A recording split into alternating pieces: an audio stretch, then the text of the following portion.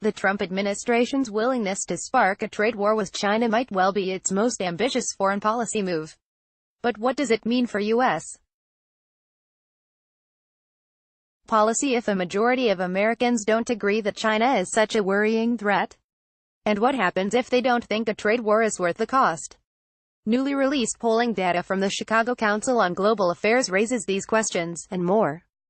The data suggest that although many Americans think the rise of China is an important concern, it ranks lower than many other global problems. According to the survey, 39% of the country views China's growing power as a critical threat to Americans. That ranked it only 8th among 12 potential threats listed and placed China well behind the perceived threats from international terrorism, 66%, North Korea's nuclear program, 59%, and Iran's nuclear program, 52%.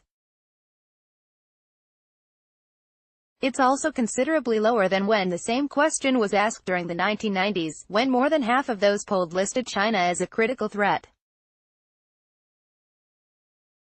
That broadly tracks with a recent poll from the Pew Research Center that found concern about U.S.-China economic issues had decreased since 2012.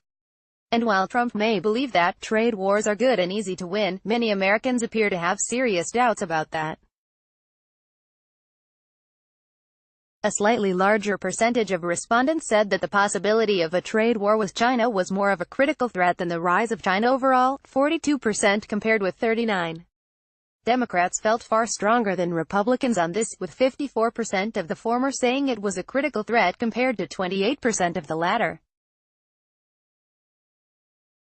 Yet, 72% said they were either very or somewhat concerned that such a trade war would hurt their own areas.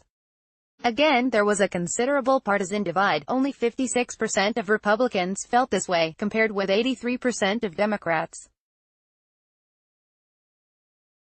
Bonnie Glaser, the director of the China Power Project at the Center for Strategic and International Studies, said that although she is skeptical about polling on complicated foreign issues, it's logical that Americans would grow concerned about Trump's China policy once the effects of tariffs become more keenly felt.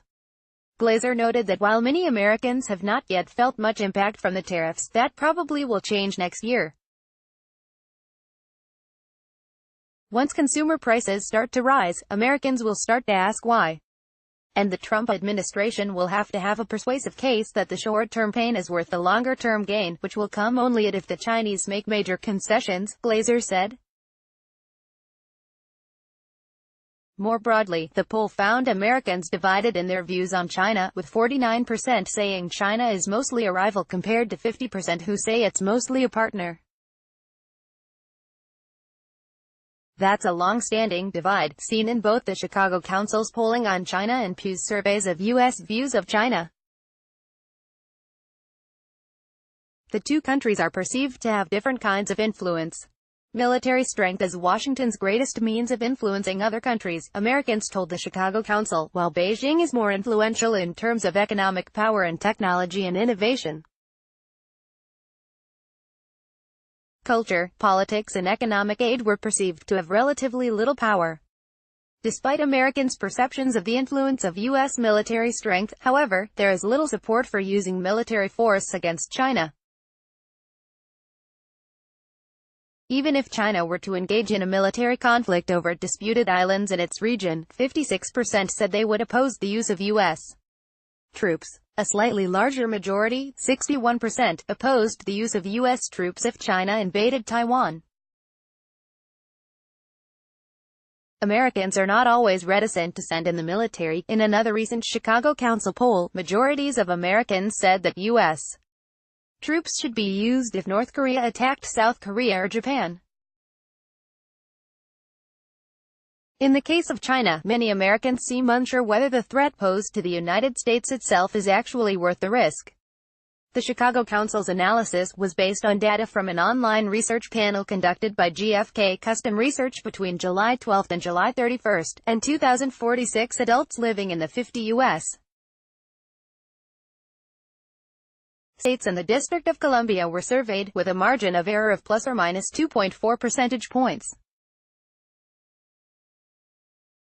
GfK Knowledge Panel was recruited through random sampling methods. Read more. Global confidence in Trump lower than for China's Xi. Poll shows amid North Korean nuclear talks. Poll shows high support for South Korea among Americans. Sharp increase in positive views of U.S. among Russians after Trump-Putin summit. Poll finds